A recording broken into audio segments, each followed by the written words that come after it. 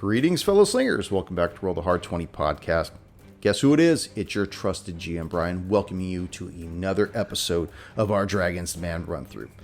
And I got to tell you, just like the last episode, this one's got our heroes' balls in a vice. Can I say that? Of course I can say it. It's my show. I'll say whatever I want to say.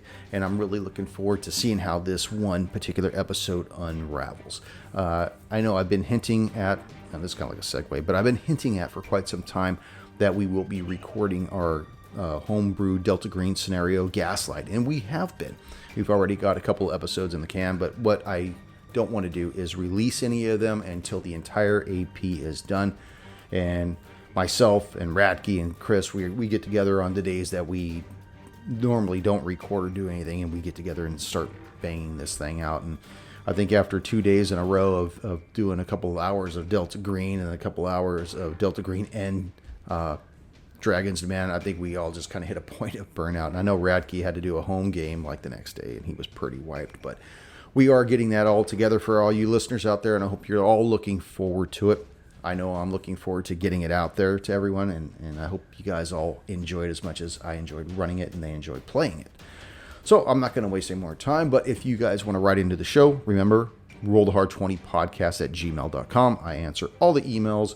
I look forward to seeing all your comments on our YouTube channel at rollthehard20, and every time somebody writes in, I usually respond. If not, one of the other players will write in, usually under one of their characters' names, which is kind of cool. Don't forget, follow us on any one of our social media footprints. We're out there, and leave us a 5-star rating and review on whatever podcast you listen to the show on, because yes, it does help, and I think it's doing wonders for the show now. So we're done. So warm up your dice, top off your glasses. Roll the Hard 20 podcast presents episode 55 of our Dragon's Demand run through, Grell Problems. Enjoy.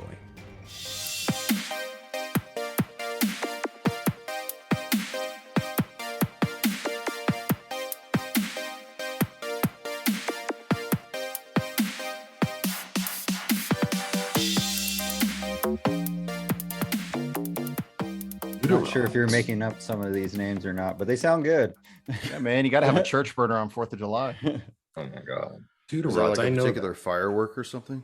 Yeah, the scooter rod, the old do's or do's or do's or don'ts. Okay. You got the deuce gobbler and all that other shit going on too? Yeah. Army tanks. Are you quoting Joe Dirt? Yes. Is that from Joe Dirt?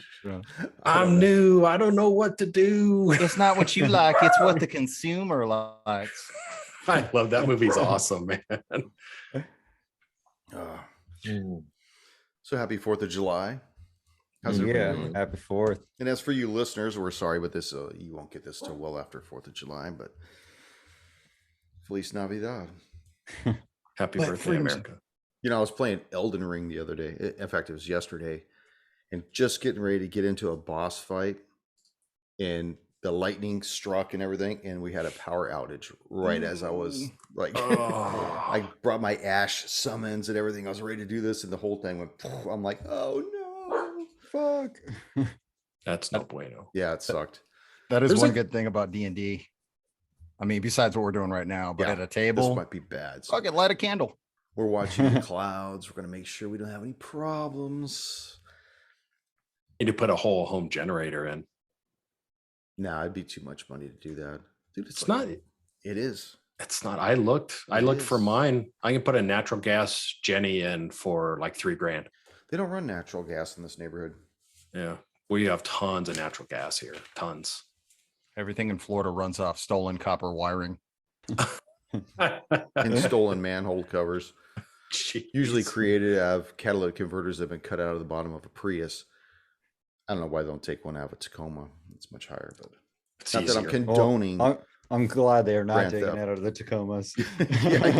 Yeah. Or the Jeeps. Every single ad you hear, they're just like, you better be there Sunday, Sunday, Sunday.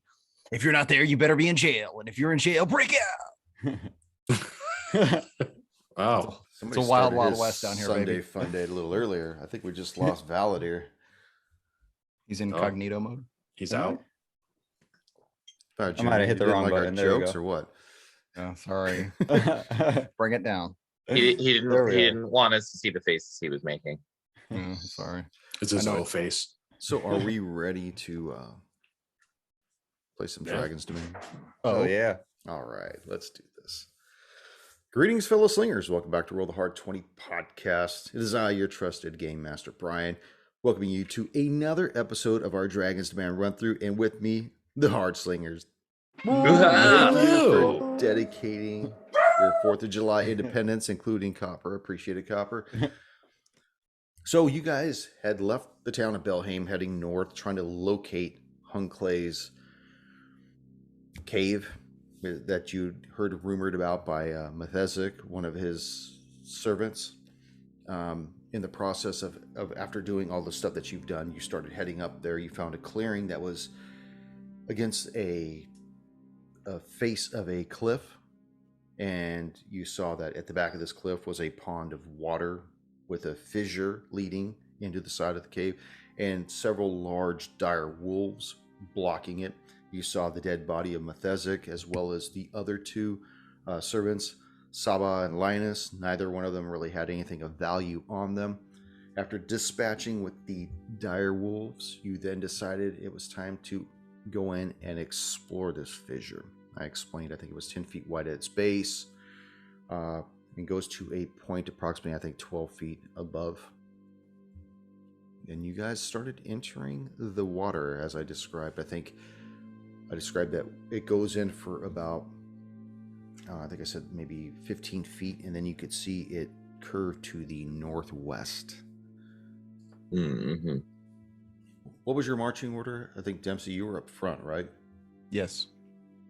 As per usual. Yeah, and then I have Dempsey, Warren, Valadier, with Tommy on Valadier's back. That sounds right. Okay. Dempsey, describe for me what you would like to do as you start stepping into this water, which continues to get deeper and deeper. What's the light situation as we walk into the cave? It goes from outside light to getting very dim to almost darkness as you see it angle towards the northwest. All right. I think before it gets to and imagine you're 15 feet from that curvature, so you're 5 feet into the fissure, which is into the water itself, which is about 4 feet deep, about nipple high. Ooh, so before it gets too deep and does the pack, Dempsey will pull out a torch and he'll just kind of gesture to Warren and be like, "Would you mind, Mr. Magic?" Oh, just kind of flick a finger at it and it lights. So he kind of holds it out in front of him and he just waves the others in behind him and he just keeps walking in, sort of using the torch like a flashlight to, make sure there's no spiders jumping on us or anything. Okay. You see Please that don't give the DM any ideas. You see that the sides of this cavern are really jagged. It looks natural. You see that the fissure where it had closed to about 2 feet at the face of the mountain, as you look up, you see it actually starts to widen almost to the same width as what you're going through, which is about 10 feet. It ranges between 7 to 10, with the water remaining consistent. Like I said, about 15 feet away from you, you see that it curves to the northwest. Is that which direction you're heading? Yep. So he'll just give a look at the guys behind him and keep walking in. Okay. Now, keep in mind, regardless of the lighting situation, I can still see 120 feet in front of us where sightlines allow. Okay. Remind me of anything that you may want to view so I can let you know. So as you get to the corner of this turn, you see that it goes for about 20 feet, and then it turns to the north. All right. So I think we should all get up to the corner and then move to the next corner and then move further just so we kind of group. Okay. So you've moved up to the first corner that goes to the northwest. You see that it goes down. You go to the 20 feet to where it turns to the north. Then you Are there any like spider webs or anything like that? Does it look like somebody has recently been through here or? No, you really don't see anything, in fact. But you do notice that the air seems to be getting a little warmer. Perhaps it's getting a little more staler. seems to be more humid. You notice that that the water also seems to be getting a little more shallow as you start moving that final, around the corner. Mm-hmm. And then you see maybe 30 feet in front of you, there appears to be a sand island against the far wall with 4 objects, 3 smaller ones and a larger one. The 3 smaller ones are probably about 2 feet to a side. The larger ones maybe 3.5 feet, maybe 4 on its side. And you see that this portion of the cavern is much more jagged. But from where you are around that corner, it's difficult to tell what those objects are. So Because Dempsey's the air's starting to get more humid, more thick. I'm gonna move like 8 feet up and let the other guys come in so they can look, and I'll just kind of get a look around, kind of Okay. get And their beat on it. And these objects are how far away from us as we come around that corner? They're probably about 20, 25 feet away from you on Okay. a body of sand that's against the far wall. And you could tell that as at the end of this tunnel, it looks like the room widens out. So from where you see through your narrow vision, you can tell that it's widening, but you can't see how wide until you get to the end of the 20 feet. And actually, I'm sorry, the far wall is probably about 40 feet away. I'm sorry, maybe 60 feet away, because the hallway you're going through is 20, and then it looks like it's another 40 feet to wherever this sand is with these objects. So from where you are, it's about 60 feet from the corner. But that hallway is 20 feet. Can I get a general silhouette of these objects from where I'm standing? Go and make a perception check. It's very difficult because the air is so thick with steam, just from the humidity of the water, because it's gradually getting warmer and warmer. Oh, okay. I didn't realize it was getting that warm. Like An 8.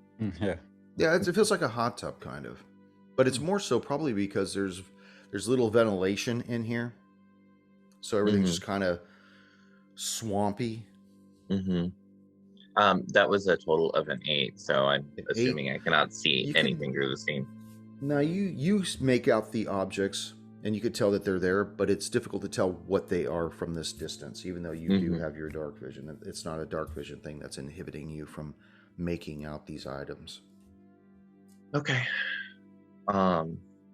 Curious that it's getting so warm in here. There must be some like hot springs nearby. We should all take a schwitz. It's a schwitz. Father Hammerband, how you be doing back there? I've always imagined me kind of adjusting him as we're going. Like walking through Disneyland with your child on your back. Yeah, like a piggyback ride. A really large, well-armored child. Valadir, Well, he's gonna be partially buoyant in this water, right? Yeah, what's the water situation here? When can you put me down? I'm tired of being on your back. It's quite warm. If you'd like to take dip. Oh, I'm not worried about the temperature. If you haven't noticed, I'm pretty short. I don't want to drown here today. And we have shoreline just right ahead. Well, let's I move. said it's gradually getting more shallower. It's probably about between 2.5 to 3 feet deep now. All right, Valadir, what? Can I hop off? Am I going to drown here? You won't drown. Just don't lie down in puddle. Okay. Thank you. I'd hop off his back. All Finally. right. And I'm sure he appreciates that. Thank you, my friend. Thank you. No problem. You just gave him his cardio for the day. Close my rings. Nice. Let's I'll kind of tap Dempsey on the shoulder and kind of motion ahead and say, let's go cautiously. Okay. So I'll move ahead, and I'm gonna approach. Can I get a perception just to see if there's any? If this is Hunclay's special area, I would think he'd have some kind of traps or still something. in the 20 feet of corridor before it expands out. So tell me where you are along that 20 feet, or if you actually go beyond the 20 feet. So Dempsey wants to walk ahead and pretty much get to where he's coming out onto the sandbar. Okay, so the sandbar area is 40 feet away from the entrance. Mm-hmm. So So you're he's gonna so move part of the 60 directly feet. in. Mhm. Okay. part of the room is even submerged. Yes. Okay. From what you can tell, the sandbar area, it looks maybe 15 feet on a side. Mm-hmm. So, just so you know, for the depth of the water, this would be considered difficult terrain. So Okay. your first move, it's going to take you so many feet, and then Mhm. your second movement will take you another feet. So I'm imagining right now you're at the mouth where it expands out. So let me give you some description of what you're seeing. As you approach the opening of this large cavernous room, you see that as you look around, it's approximately 40 feet to a side. Like I said, with the back half, there's a sandbar. It's maybe 15 feet off the wall, with those 4 objects, 3 small ones and a one that's a little bit bigger. And you notice the walls are very jagged. As you look around, you notice that on the ceiling there are all these stalactites of different sizes and jagged configurations and diameters. Basically, as the steam kind of moves up, which is just coming up out of the water, because the air just seems to be getting thicker, it almost shrouds the ceiling above you. But you could occasionally make it out as the steam kind of swirls about. Be careful. There could be anything waiting to come down on us. And he's like, I will gesture at Dempsey's torch, and I will use my control flames cantrip to double its brightness Okay. and see if we can maybe make something out on the roof of the ceiling here. Okay. Go ahead and make a perception check as you increase the brightness. Tell me what you want to do. That is an 18. An 18. Mm-hmm. You see that the entire ceiling appears to be very jagged, very wet looking, though. Okay. But we don't see anything that untoward that's hiding in the stalagmites. I can never remember which ones are hanging on the ceiling. Tight. C is ceiling. Not from what you can tell right now. All right. And we don't Yeah. hear breathing. It's just like water dripping, weird Yep, stuff. just water dripping. You know, like Okay. I said, you see some of these stalactites. They're probably about 6 inches in diameter to as big as 5 feet in diameter, hanging down and stuff. Are there stalactites coming up through the water? No. Damn, I want to like pick up a guy and just shove him onto one. No, It's like a nothing fucking like that. Van Damme movie. Yeah, I want to move in. I want to go check out what these objects are. Are there, once I get there, I definitely want to look at the sand, see if there's any like arcane doodly doo there. Okay, as you draw closer to the sandbar, are you drawing closer by yourself, or what's everybody? Where's everybody at? Okay, you start making your way about halfway across the room, and you can see that these 4 objects, the 3 smaller ones, appear to be chests. The larger one appears to be a larger chest made of wood, iron banded, and you notice there appears to be 3 objects kind of partially buried in the sand. They have a dull white coloristic to them. Do they look like skeletons or They bones? do actually. They look do? like bones. I'll use my mage hand and very gently sweep some of the Bury sand them. off. Bury them. Sweep some of the sand off while standing about like 10 feet away. Okay. So that I can see, we can see maybe some more of the nature of the bones. Does it look like they died with their equipment? Does it look like they're like dwarf, elf, halfling, human bones? What's Well, as you begin to uncover the first skeleton, you can tell that it had some form of armor and trousers on. You see that one of its limbs is missing, whatever the arm area was at, and you see an old rusted sword beside it. As you go to the next one, you see literally the lower part of its torso is completely gone.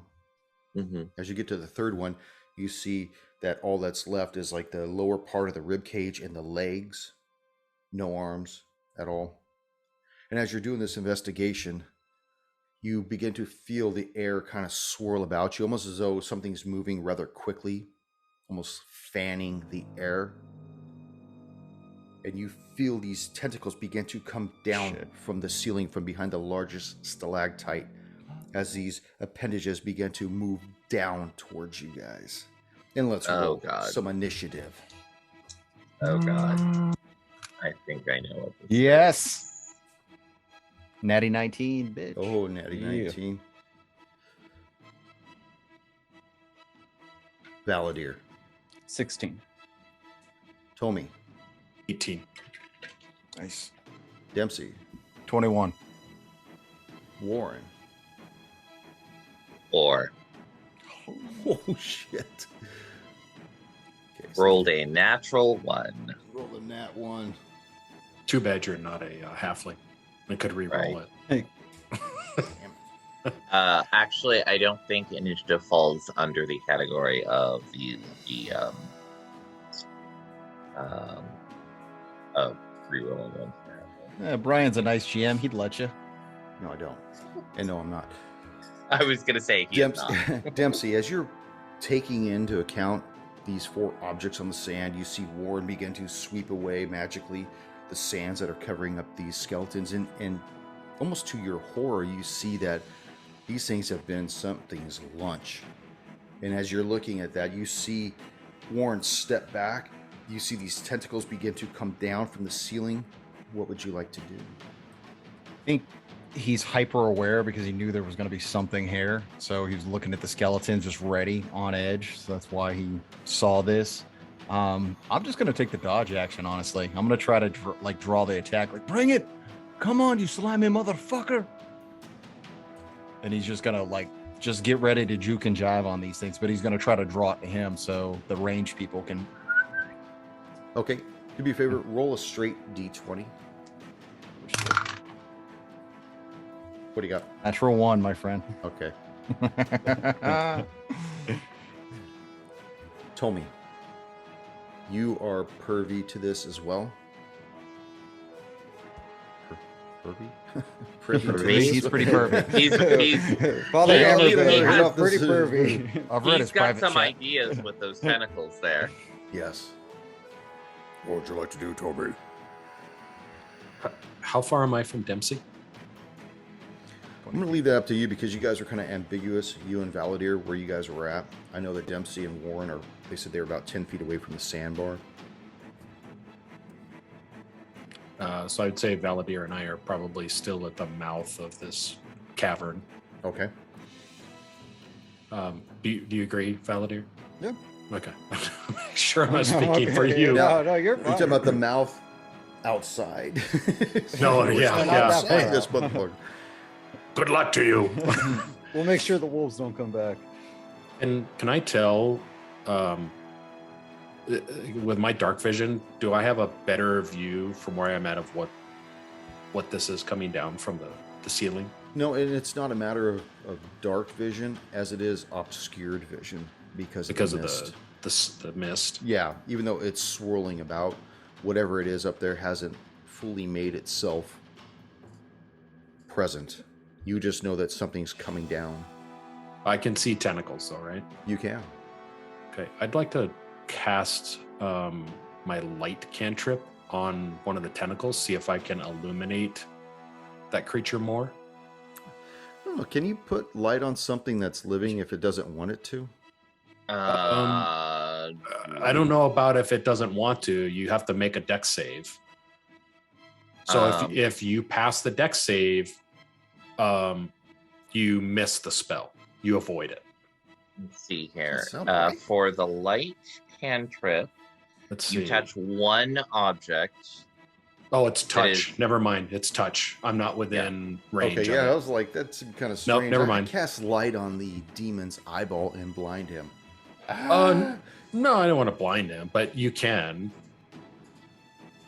Okay, so it doesn't matter. It's touch. Okay, so I am going to. I can still see the tentacle, though, right? Tentacles. Tentacles. I can see at least one of them as unobscured.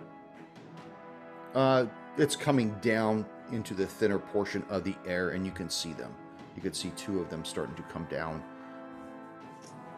Okay, I'm gonna cast my guiding bolt. Nice. Oh, That is an 18, Oh, you managed to hit whatever that was. Hell yes. and I'm casting the level 2 version of that spell, which is 5d6, and that is going to be 19 points of radiant damage. All right. You see one of the tendrils begin to sizzle back a little. And to address what we rolled, Dempsey, you rolled a 1. I rolled a 6. So that does not take you out of the loop. I got 1, 2, 3, 4. Dempsey, you are first on the attack as you see one of these tentacles begin to come down towards you. Disadvantage. Disadvantage? Because I'm doing he's dodge. dodging. Okay. That will miss. Yes. The second one will go towards Valadir. Gonna warm these things up. Come on, Valadir. Get them 20s on it. It's 15. 15. I think that will hit. 15 hits. 15 hits. Okay. Sorry, I gotta find my fucking dice here. 2 testicles coming down, slimy. Not bad. Sorry, listeners. Oh, for 12 points of damage, and you're grappled at this point. And I need you to make a con save. Ooh. That's going to be a 6. 6.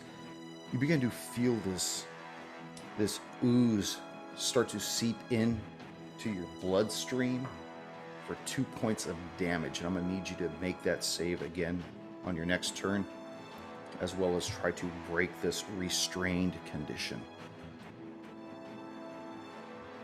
Valadir. What a coincidence. So, go ahead and make your save, your con save first. All right. Come on, baby. 10. Got this. 10? Yes. Oh, that fails again. For another 2 points, and I need you to make a strength check to break free of your restrained condition. Come on. Get something better. That's going to do 15. 15. You managed to break free of this tentacled appendage as it once held you. You plop back down 3 feet back into the water. I don't think you have any other moves left. Do you have anything else you can do? I think freeing myself was my action, isn't it? If I move away, wait, I'm prone, right? Or standing up in the water? Well, in the water, I'd almost imagine you're probably plopped down, so you'd have to stand back up. Okay, then I'll use my movement to stand up. Warren. So we're seeing Warren probably engrossed with these skeletons, and then suddenly, like, this flurry of activity happens. And, like, Yeah, and you see rolls this around. large, bulbous brain-like entity with these tentacles hanging from beneath it begin to slowly descend as it starts to take attacks at your comrades. This large beak, prepping to maybe get a little wet my bulk, just a little. Get your Okay. beak wet. But I have a solid target that I can see, right? He's still partially obscured, but that's just more for flavor than anything else. Okay. What is directly above him? Is there a stalagmite? that No, I he's can like see? between them. That's what he was using as As cover. cover? Yeah, so there's Okay. like, imagine just being between teeth of stuff, and that's kind of where he's kind of nestled up into. Okay. I'm assuming it's gender. It. Pronoun. Air, gender, Brian. Right. You Right. should assign pronouns to all your monsters. I'm going to move as far. I was investigating the skeleton, so I imagine I'm on the sandbar, right? You were, from what I understood, you were still 10 feet away from the sandbar doing your thing before you actually went up on there. You Oh, and Dempsey were I thought side by side. Okay, I thought the skeletons were like up on the sandbar, and I thought I was up there. But no, that's No, they're totally on the fine. Well, if I misunderstood, that's fine. But I was just Okay. understanding that that they were buried partially on the sandbar, and you were Mhm. beside Dempsey, kind of like moving the sand to kind of Mhm. see if it was safe to be there, or what these things were, whether they were trapped or not. That's what I thought before you actually Right. Well, stepped yeah. onto the sandbar. I just thought I was on the camera doing it. I will step onto the very edge of the sandbar right next to the water and try to move as far against like the wall, as far away from this thing as possible. Okay. And then I'll turn around and launch an Eldritch Blast at it. Very good. So that is going to be... that's going to be an 8 to hit. Is this the same one that Tommy hit with the guiding bolt? Because that'd be advantage. Well, I was going for the actual creature. I don't. Oh. It would be Brian's call whether the advantage from that would kick in. Yeah, I would let the advantage kick in, just because, I mean, you're not talking about anything like if you say you're hitting the appendage or you're hitting the body. Okay. You're hitting the entity. So it's not like saying, well, Oh, I aimed for one hit. Thank you, Tommy. That is a hard 20. Yeah. Yes! All right. There Right you in go. for it at Roll the Hard 20 podcast. You know, I at tell these gmail.com. listeners all the time, man. Right in. Roll the hard 20 podcast at gmail.com. We'll send you out that A die, not his die. That is 18 points brother. of force damage and 2 additional points of fire damage. All right. 8. Bless. And with this fire, you see a lot of the steam begin to just melt away. And at this point, you see this large, bulbous creature. It's probably about 5 feet in diameter, with these tendrils hanging down. And it looks like something out of a nightmare. You see the glistening skin of it. Almost looks like a large brain that just defies logic, how it floats and maneuvers in the air. Dempsey, what do you want to do with that information? So he just looks up and he's like, there you are, my beauty. And the one tentacle is still close. It one that probably attacked reeled Dempsey? back up after it hit you, because it Can missed. he- Actually, it missed you, but the one that was on Valadir, that's further away from you. If I move, can I get towards one of the tentacles? Because I'm assuming I'm not going to be able to get up to the brain. Yeah, go ahead and move close to the tentacle. All right, he'll move up, but he's also going to stay. I don't want to be right next to Valadir, because we know how that game plays out. If I can, I want to be on the other side, maybe like as he's moving, he circles, and then he'll go ahead and take his attack. That cool? Give it to me. Yeah, I will. A lot of That's a 16 gibberish. I on the don't die, understand baby. what the fuck he said, but just roll your die. All right, that's going to be a 21 to hit. That's gonna hit. He doesn't want to accidentally attack a Valadir. 7 damage. Bonus action, 11. 16. 16 will miss. All right, so one punch, boom. Next punch, the thing kind of slides out. Kind of Mhm. curls up a little. Tommy. Now at this point, you're next to Tommy as well. So we have 3 people that are close to the entrance of this cave. Mhm. We got Warren by the sandbar. I'm going to cast my cantrip guidance upon Valadir. That's a buff that gives him a D4 add to any number he rolls for ability check. Which Like when he just goes to FYI save for that poison again, you mean? Or what? Yeah, so he can Yeah, it roll a works that way. D4. He adds a D4 and adds the number rolled to one ability check of his choice. Just FYI, a saving throw is not an ability check. Yeah. So there's a specific cantrip for that. It's not, but if he has an ability check though, like an attack, he would still get that add, would he not? An attack is not an ability check. It'd be like survival, perception to those. Yeah, one of those skills. Yeah. Okay. Skip that then. All right. Okay, is that Wasted on tentacles? them, I'm cool with it. Is that tentacle still close to Valadir? Imagine it's still in motion, because it's not making turns outside of it's not going to make movement outside of its turn. So for the flavor of what it's doing, it's still Now- like whoosh, and everybody's kind of moving at the same time that it's doing its thing coming down. Now, if you were to use guidance on him and he was making a contested roll to like a break, a grapple, or possibly a restrain, where he was using like athletics or even just a a straight strength check, that would absolutely apply. Yeah, because they're ability checks. Yeah, but he broke free on his last turn, but he still needs a save on his next turn versus that poison still. So. Yeah, but he can't use that D4 against a poison check. No.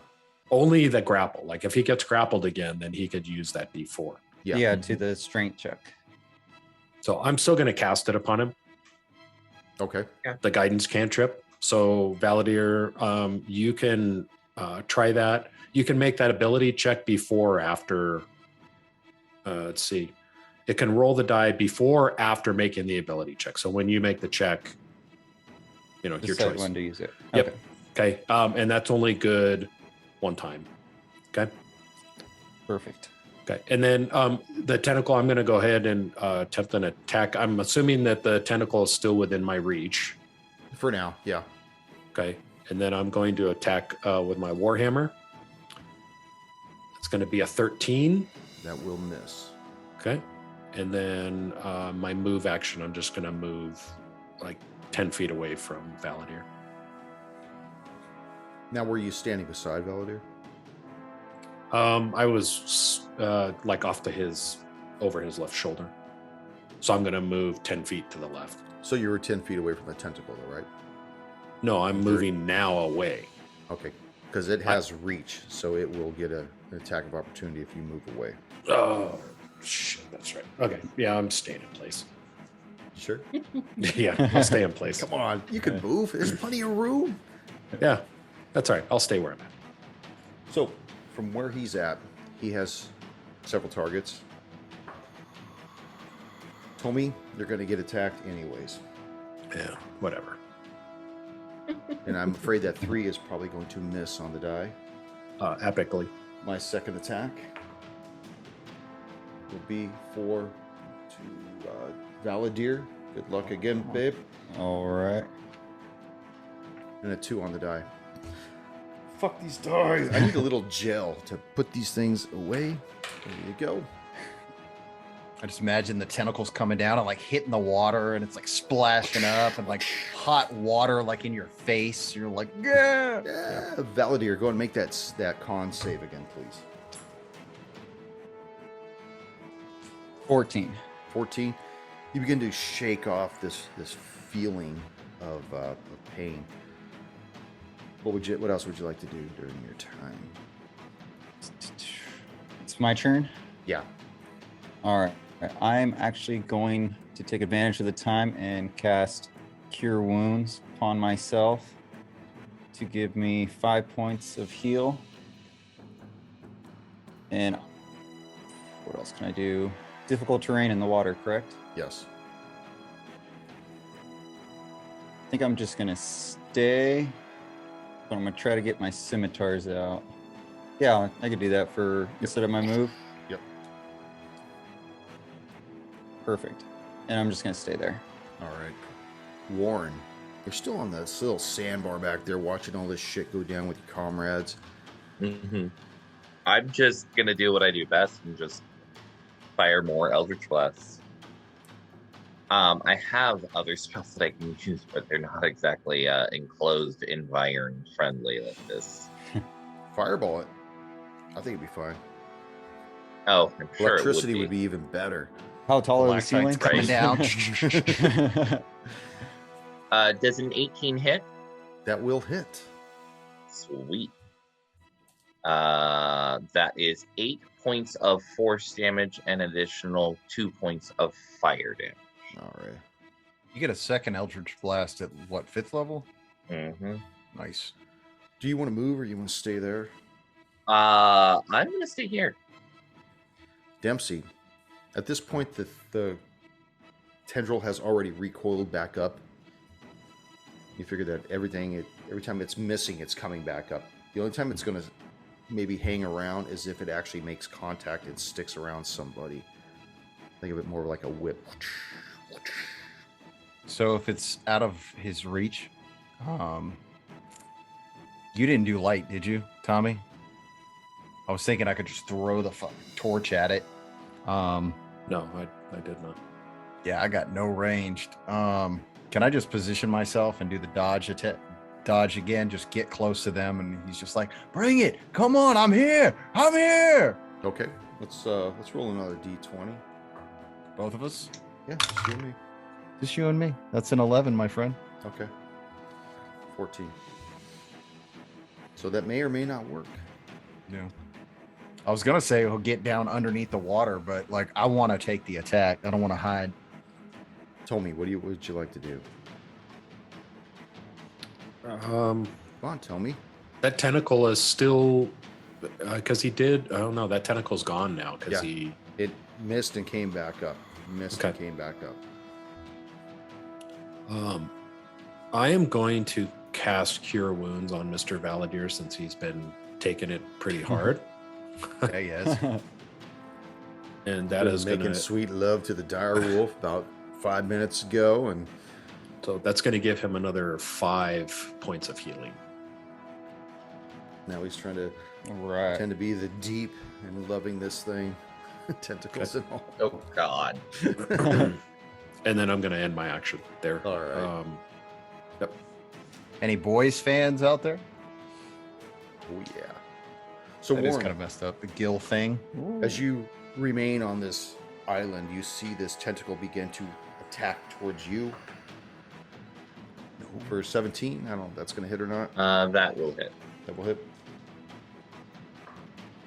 For 4 points of damage, and I need you to make a con save also. Con save is a 16. 16. You feel this stinging, this abrasive acid, but you manage to shake it off. But you're grappled at this point, so I'll need you to make a strength check on your next turn. Okay. His other attack, he's got 3 people back by the front. Tommy, one more time. And that's going to miss as well with an 8. You see it come down, whoosh, snap back. Valadier, you begin to feel reinvigorated by Tommy and your own medicinal healing. Doing some medicinal? That's what that smoke in here is. Well, Your then, 420 healing. No time for that.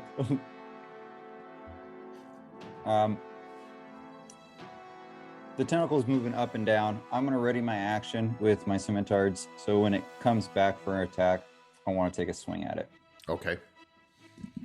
Warren, go ahead and make that strength check to break free. Well, I may actually. Before I make that, I'd like you to describe the situation a little bit better to me. So I am grappled by this tentacle. Yeah, imagine you're on the sandbar. Mm-hmm. You're on the sandbar. You see coming down from the ceiling, this tentacle came down, snapped you, tried to poison you, and has wrapped itself around you at this point. Okay. How far away is the actual body of this thing? How long is the tentacle? About 20 feet away. Oh, okay. Well, damn. Okay. Yeah. I will attempt to make a strength check to break this. That's not terrible. That's a 13. That will miss. Okay. So you still remained restrained. Okay. Am I restrained or am I grappled? Because You're it's two different restrained. conditions. You're Okay. restrained. Okay. I am going to take a moment and kind of with my, like, I kind of imagine like my hand is like half down this way. Summon my rapier into it and a little flash of flame, and then attempt to cut it. Okay.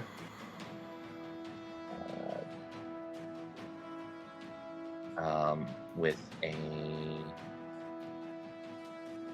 okay. But I'm restrained, so I have disadvantage. You do. In fact, I'll tell you everything you've got right now. Oh, you probably already know, but for our listeners, a restrained creature, speed becomes 0 and can't benefit from any bonuses from that speed. Attack rolls against the creature have advantage, and the creature's attack rolls have disadvantage, and the creature has disadvantage on Dex saving throws. So that is a 15 to hit. That will miss. Okay. So you're trying to get the edge of this rapier into it, and you just can't. You can't find the leverage to get your wrist to do that. Right. And that is my turn. That is your turn, Dempsey. All you right. see so many feet away, Warren. How far away? Because you said it's difficult terrain. What I have you guys to are. use... You're back at the mouth of the which is 40 feet from the sandbar. So I'm assuming it'd have to be like a double move to get over to Warren. Yeah. Well, it wouldn't even make it. That would only give you 30 feet. All right. I'm going to take a page out of Valadir's book, and I'm just going to ready because it doesn't seem like it's positively going to attack him. So he's just going to ready. And if it comes down where he can hit it, he's going to go for it. Okay. Tell me.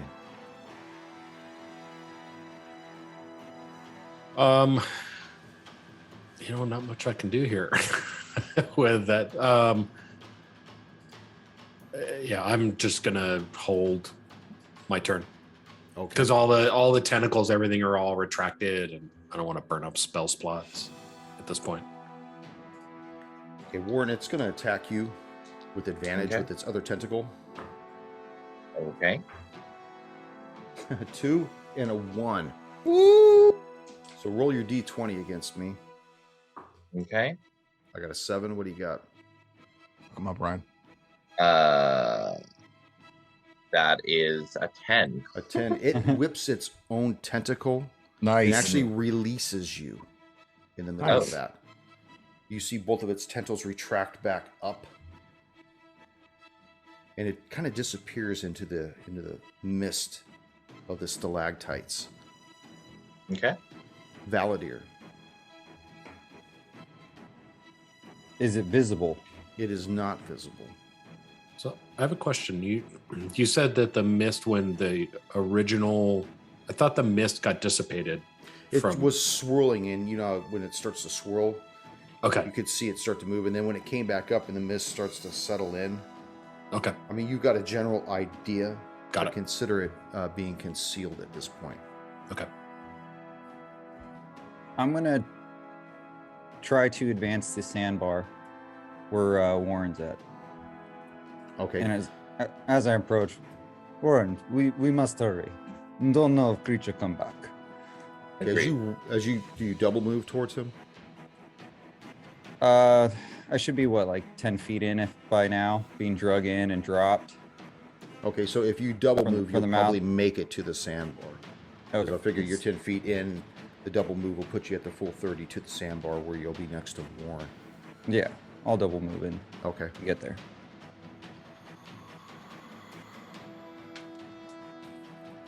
And then There's nothing to attack. I'll just make the distance. I can't reach the chests or anything that are there, right? No. You're just Okay. right on the shore, but you could see Warren basically just like. All right. Did I get that right? I mean, I'm not being grappled anymore, but If he's on the floor, I'll help him up. No, he's not on the floor. He's good to go. Okay. Then I'll just ready in case that creature does come back. I will yell like with a hand back as he's approaching. Just don't come too close. What? Come closer. Warren, you see him approaching. Okay. I'm going to kind of warn him to keep from getting too close, and then I'm gonna kind of look up where this creature kind of ascended back up towards the ceiling. Where this creature went up, is there any of the party members within about 15 feet of that space? No. Awesome. You got 2 that are at the front, 2 that are Oh, on God. the island. Okay. Right at the top of the ceiling for maximum impact, right where that thing disappeared, I'm going to throw a shatter spell. And one thing to keep in mind about a shatter spell is it very specifically does double damage to objects. So I'm hoping also to the ceiling, possibly a couple of stalagmites, give this thing a little less cover. Okay, so you're just gonna blast the ceiling, or are you blasting? No, I'm going to try to blast it, but I'm going to try to blast it in such a way that reduces the cover, possibly even collapses some of the ceiling on it. Okay. Dex save. Well, the spell itself normally calls for a Constitution Oh, save. con save. Okay. Yes. Sorry. Gonna warming up his hands before he Yeah. rolls that dice. Give me some Right. damage. Oh, that baby. is- that is 16 points of thunder damage. How many? 16. So you see the ceiling of this shatter. You see stalactites begin to fall down, parts of the ceiling, and you see a portion of the ceiling as it's coming down. You see these tendrils coming from around the sides of it as this thing is bringing it down into the water, and you just hear this thump, just as you see the water begin to turn a murky, reddish, bluish color.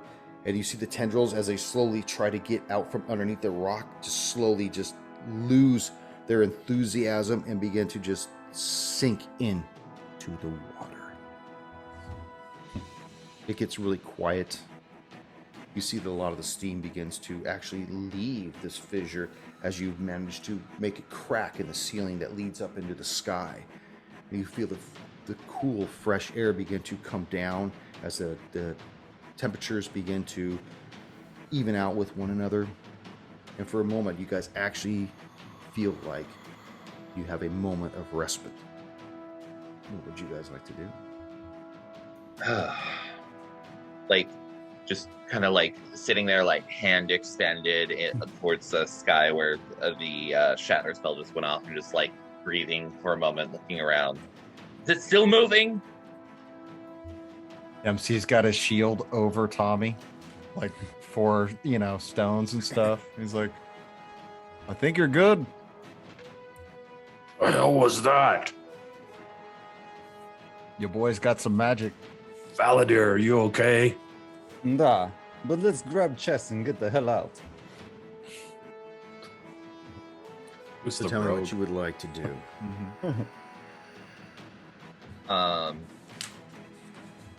Well, let's or after a moment of making sure that this thing is not moving anymore, I do turn to the others and say, we should definitely get out of here, but let's just see if these skeletons have got any sort of identification, like any insignia or anything on their equipment. We can certainly return them to the townsfolk in case anyone has been missing someone for some time. Okay, go and make an investigation check as you begin digging through these bodies, these bones, basically. Mm-hmm. Ooh, nice. Not quite an actual 20, but that is a 24 total. Nice. The two of the bodies are in such a stage of, I don't want to say decomposition, but just they've been there for so long and so much of them have been eaten away that you can't find anything. But on the third body, you see what appears to be some kind of like a shield or a star close to the chest, almost as though he is possibly in law enforcement. Mm-hmm. Do I recognize the insignia as anything? Does it have like the crest of Belhaim or some other known order? Ironically, it does not contain the name of Belhaim on the star. Okay. But with other neighboring counties around, it's possible that this individual could have came from there, from a different place. It's really difficult to tell. And then I turn to the others and say, we can definitely limit our time in here, but I think the major threat is gone. I'm also curious what this creature was doing in here, and I don't know enough about it to identify it. A little Certainly time not if you'd like. anymore. Not through dental records. Dempsey just runs over and punches the thing right in the face. And he's like, "Screw you, Fanucci." You don't even see it there, handsome. Damn it. It's underneath a piece of stone that's maybe 4 feet thick. That when it came down, it just exploded its bulbous head to the point where this piece of stone is basically another landmass in this large room. So you can't even find this thing at this point. You see some of its tentacles are almost floating on top of the water, but they're lifeless at this point. You guys like calamari? So he'll move over, and he's less concerned with the chests. He's just looking at the skeletons and waiting for the next shoe to drop. So as these guys are investigating whatever's here, he's just going to still be watching out for danger. Okay. I don't have much skill with chests that may or may not be guarded. I don't know if anyone here does. I will take a second though and look at them with my learned eye and see if anything is protected by magic of some kind or another. Make your Arcana check. That is a 16. 16. The smaller ones do not seem to have any Arcana emanating from them, but the larger one does seem to have some form of magic emanating from the lock itself. Okay. I will point to the smaller ones and say, these ones don't seem to be protected, at least by magic, but this one does. Should we try to... Yeah. Perhaps we try open. Okay. Dempsey, do you have big hammer? I make an after you gesture. He's like, "I am a hammer." All right, hammer time. What are you going to do? So it is locked. I can't just open it. I'll reach out and try to. You didn't specifically say it was locked. Nobody You just specifically said they were going to try. Yeah, he's gonna try to open it. Okay, it's locked. Fuck. We changed technique. We say we don't try lock. Is it locked? This is my fear. A lot of times, if you try to force a lock, it breaks whatever inside. Mm-hmm. Did any of you guys have any way to break open a lock? We had stubby. Had. I said past tense. Had. Rest in Yes. peace. Gives him the cross. Das Vadanya. Well, barring that, we pick these things up and take them somewhere we can break them open in peace. I don't know if It's you certainly like. an option. How do they weigh? How much do they weigh? Well, you guys, somebody attempts to pick them up or what? I'll pick it up. Okay. The smaller ones would probably weigh about 40 pounds each. The larger one is probably over 100 pounds. It's not, with the depth of the water, you're probably going to need 2 people to do it. This is kind of gaming the system, but with Eldritch Blast, could you just like focus the fire, make it like a pinprick, and just take that thing like a freaking butane? Eldritch Blast is you're either going to hit the space it occupies or the space next to the space it occupies. So it doesn't get the singe effect. You can't just like You can't narrow just it down laser to it. a little thing. And not only that, but that specific fire damage from the Eldritch Blast is not from Eldritch Blast. It's from me being me. Well, if let's say there's no other threats, I feel like we could, between the taller characters, we could just pick these things up and take them out and go somewhere. We could get a crowbar, we could get something and actually break into these things. Kind of leave. Taller characters. Take the peak. Yeah. Like a bottle opener. Yeah, he's like, if you want to give it a try, that's fine. But this, you may not like dragging this thing through the 4 feet of water. You mean you dragging it through the water? He's happy to do it. Can Dempsey pick it up by himself? 140 40 pounds? Is it 40 pounds? The small ones are 40. The other one is Oh over 100. yeah, he can deadlift that. And just like Well, how much does Father Hammerbane weigh? Armor and all. Oh, armor and all? Oh, jeez. Just I round don't it know. out. More I than don't- 180? I was going to say, it's probably about 170, 180. Yeah, at least.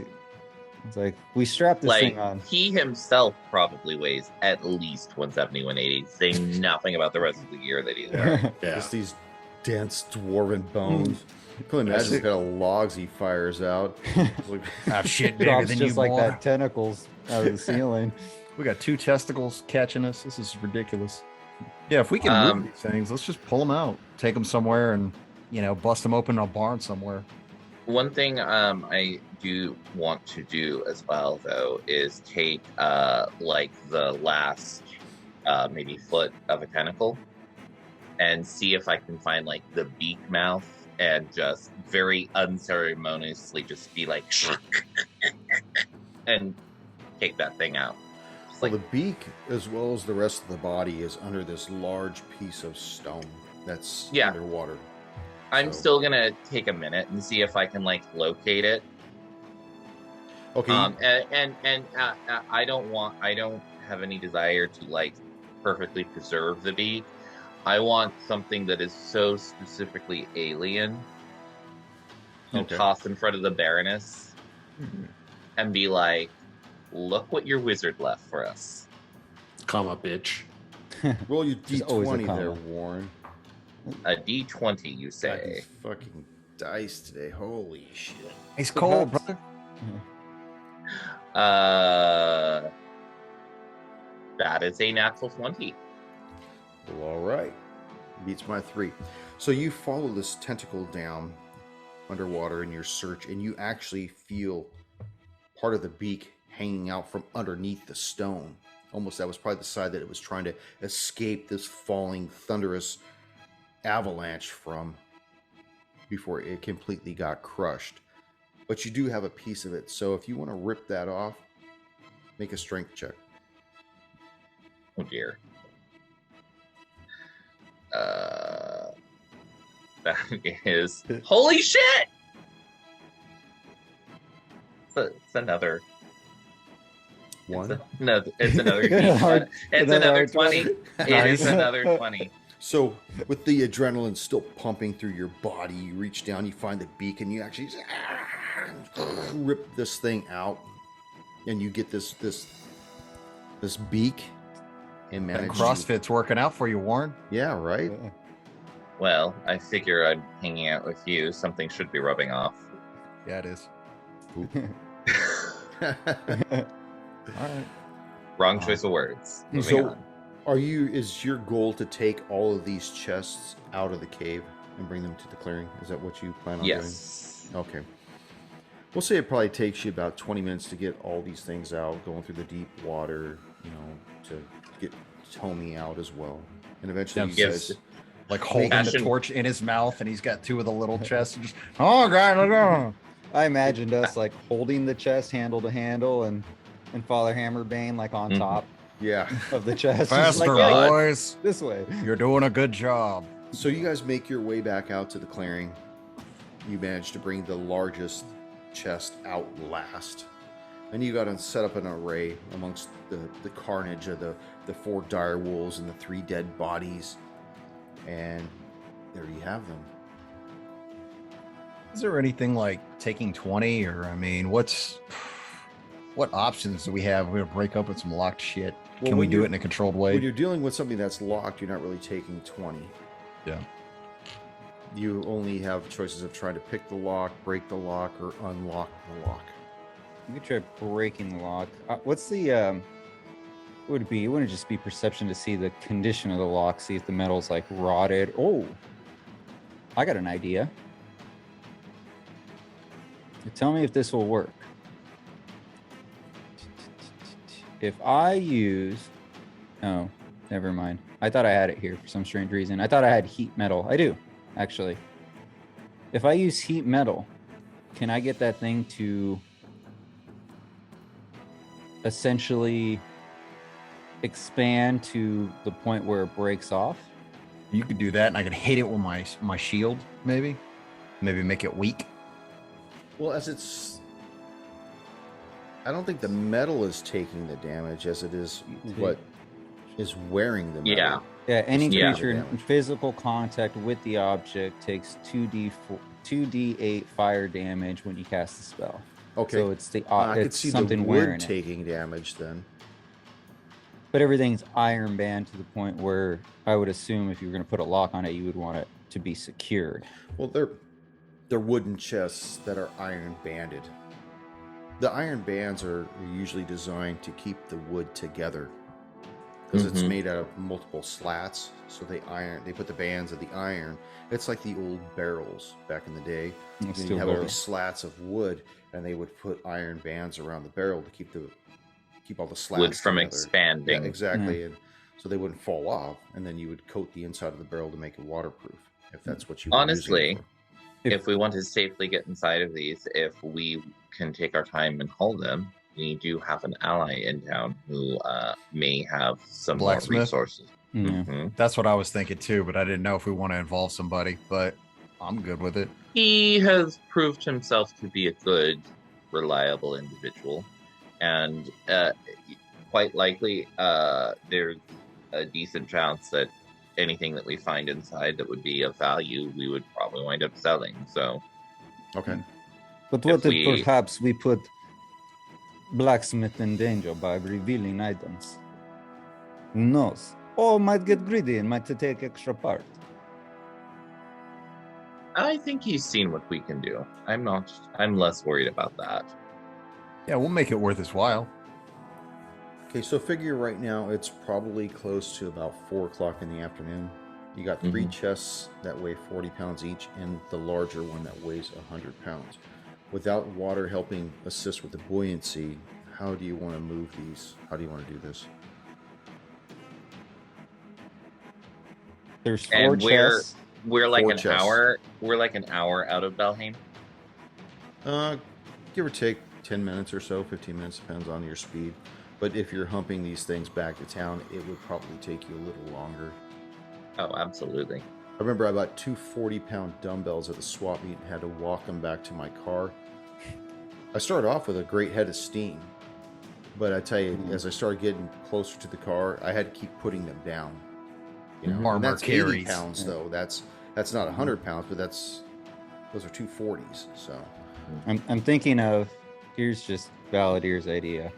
If we take one of the smaller chests and tie it off like a backpack, and then everyone can grab a handle on a chest, and we'll do like elephants, trunk to tail, and we'll single filely line and kind of Nuts walk to back to town butts. that way. Yeah. I mean, that's the way that everyone can. Otherwise, we're going to be encumbered by a lot of the weight, and we're just going to be like, all right, I need a break. Well, the other idea, we could send somebody up to Bacchus, kind of explain, maybe even take one of the chests between 2 people and say, hey, man, we got this stuff. Do you have a carriage or something we could go? He could come with us as part of we need your help. I mean, a blacksmith's got to have a freaking cart or something, right? Like, grab a horse, dude. Yeah. Send an Uber. Yeah. Get on the app. I mean, Grubhub. frankly, at this point, my concern would just Hunkley was very obviously up to No good. collectively no good. I'm sure he saw a meaningful goal at the end that would benefit at least him. But I do not believe that the Baron understands the threat that he may very well have posed to Belhaim. My concern is if there is evidence of that in here. You don't want to, like, disturb the evidence or dispose It of it is by it is- accident. Yes, that's more my concern. Is I don't want us to recklessly get in here and destroy evidence accidentally. Father I- Hammerbane, what are your ideas? I don't mean to ruin prayer time. Oh, the sun's getting awfully low, gentlemen, and we all look a little haggard. I'm concerned about pulling these chests into town. Dempsey, I kind of liked your idea that somebody goes forward and comes back and helps us with these.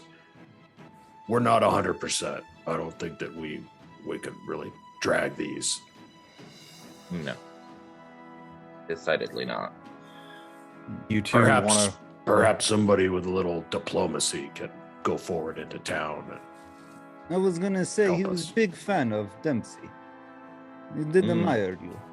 You might win his good side. Me and Warren go ahead, have a little adventure.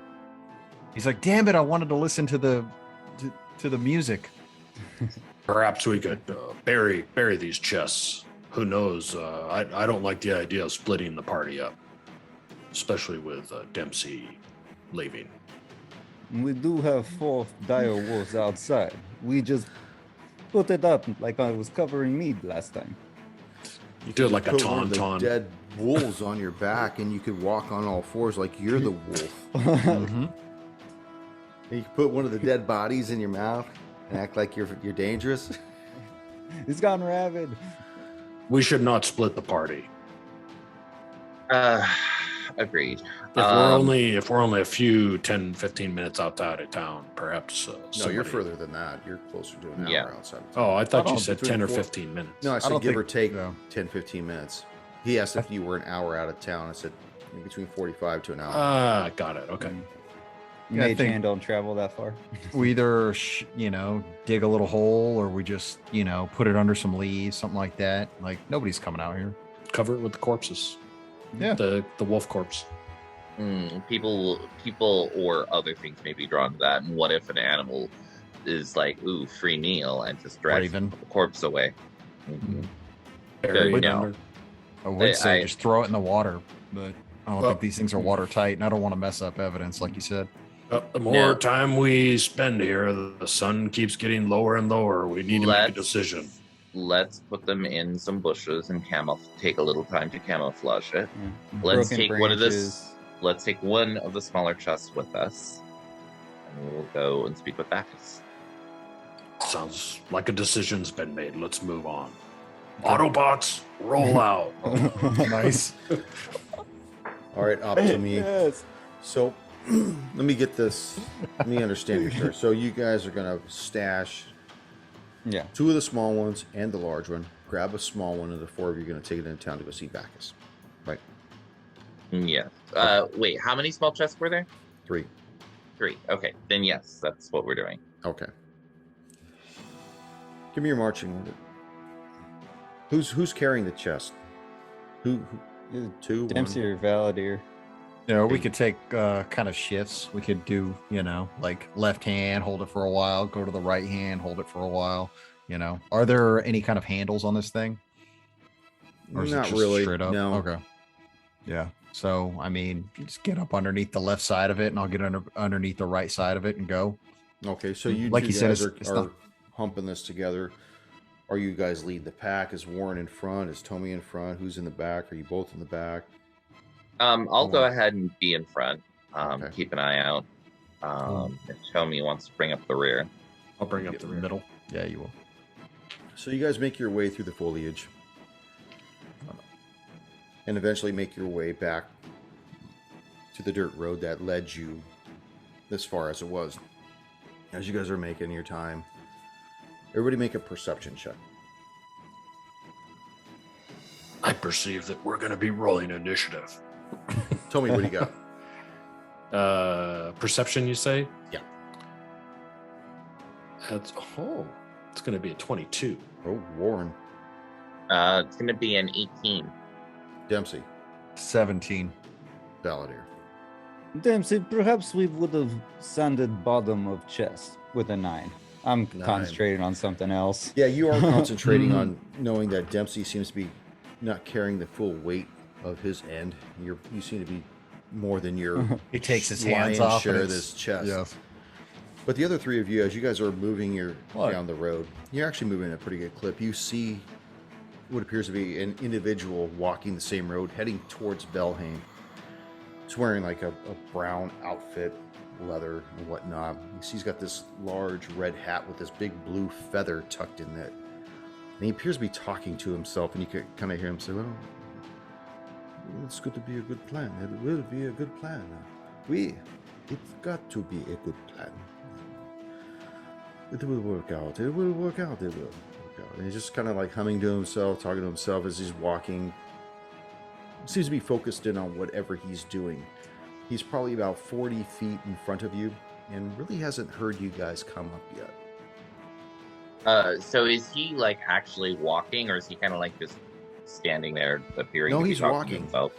Oh, okay. He's probably not walking as fast as you guys are walking for whatever reason, but you guys are moving at a pretty good clip. Okay. And it's probably about 5 o'clock at this point. Okay. We'll just kind of approach him. Is there anything that is distinctly identifiable about who or what kind of person that he is by his garments? It's a pimp. He seems to have a sword on his hip. He's got pouches all about him. He looks more flashy than anything else, more flamboyant. With the way maybe he is a pimp. You know, the way how his He's got 3 brown ladies with leather him, you know. clothes are, and his red hat with the big blue pimp feather in it. You know, it's looking like he's getting ready to, you know, does he have a somebody cane? Slap. No, he doesn't have a cane. Got goldfish in his shoes, though. No. Nice. As Dempsey's starting, or Dempsey, sorry, as Valadier's starting to notice that everyone's slowing down to take note of this guy, can I make a perception check to see if his attire's more performance based, like if he's an entertainer? Oh. As well as Valadier? What skill do you want to use to determine that? I can let you pick. I mean, perception, there's Skill of gayness. Gayness. Let me see. I would say investigation. Either investigation or, yeah, probably investigation. Or just say an intelligence check. Okay, it's going to be an 11. 11. You really can't tell from his attire. I know you being a very flashy individual, you've probably seen plenty of performers on stage or wherever, or in the bed. And he doesn't appear to be either one of those two camps. But he definitely looks odd. He's a manager of certain performers. That's what it is. Let's just walk by this guy. He doesn't seem to be a problem. Yeah, it's kind of what I'm thinking. Give him the old, just so he's not startled as we walk by. On your left. Oh, yeah. Yeah. So as I ring the bell, left. As you guys start moving past him, and he kind of knocks him out of his reverie, and he looks back and sees the 4 of you, and he's kind of taken back briefly, and he goes, "Oh, pardon me, I apologize. Let me get out of the way. Are you by chance heading into Belhaim?" There's no other towns that are immediately on this road. No, they are not. May I join you? You I've been certainly on will. the road for a long time, and I would prefer a little bit of company. No? I'm just gonna take a quick insight of this guy. Does he just genuinely seem like road weary? Freaking natural 20, so a total of 21. Nice. Yeah, he doesn't seem like he's out to get you. He looks like he's been on the road for a little while. Definitely looks like his mind's kind of elsewhere, like he's preoccupied, and you truly did come upon him without him knowing. Where are you from, and where are you coming from? I am from one of the northern towns. I'm on my way into Belhaim for my master to attend the auction tomorrow. Yeah, yes.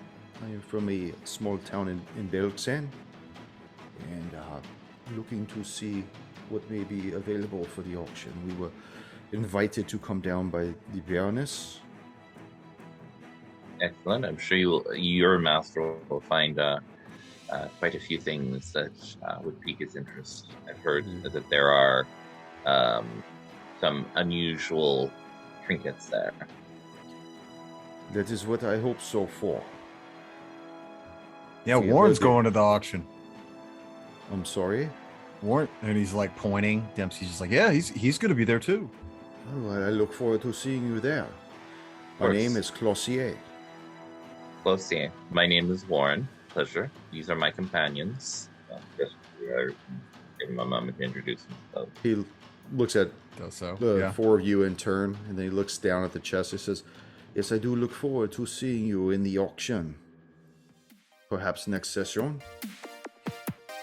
Yeah. Indeed. Au revoir. Oui, oui.